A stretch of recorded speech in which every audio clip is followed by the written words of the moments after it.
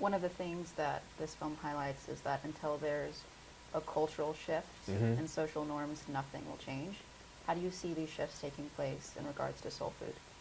I see it happening right now. I see the cultural shift taking place right now across the country. I mean, there are a lot of people who are cooking and preparing soul food differently, who are fashioning new healthy soul food recipes and cookbooks.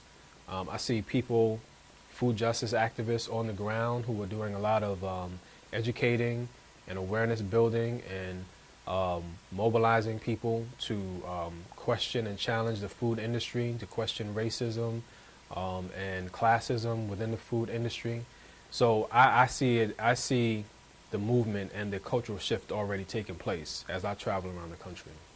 It sounds like what you're describing is more of a grassroots movement. Do you Hmm. think that community leaders and government leaders and other more official entities have a larger role in promoting this kind of change as well, or is it better left in the hands of the people? Well, look at what Michelle Obama is doing.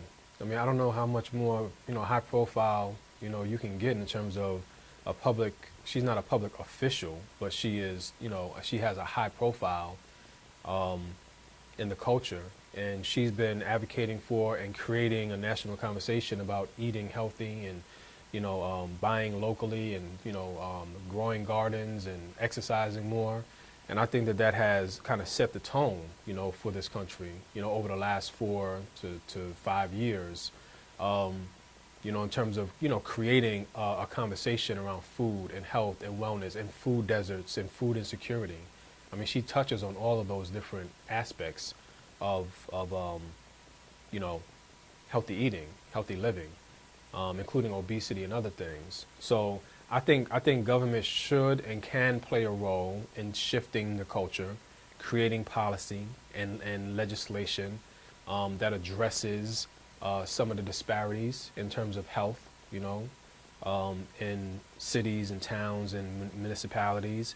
I think that it should be the role of government to create protections, for consumers so that they're eating food that's healthy and safe for them to eat.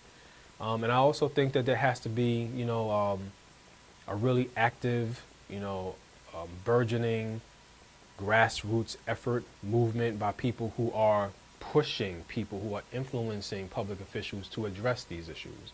So I think both has to happen in order for it to be a real cultural shift and for it to shift from being just simply a simply being a grassroots movement to becoming a movement that has sort of permeated the popular culture.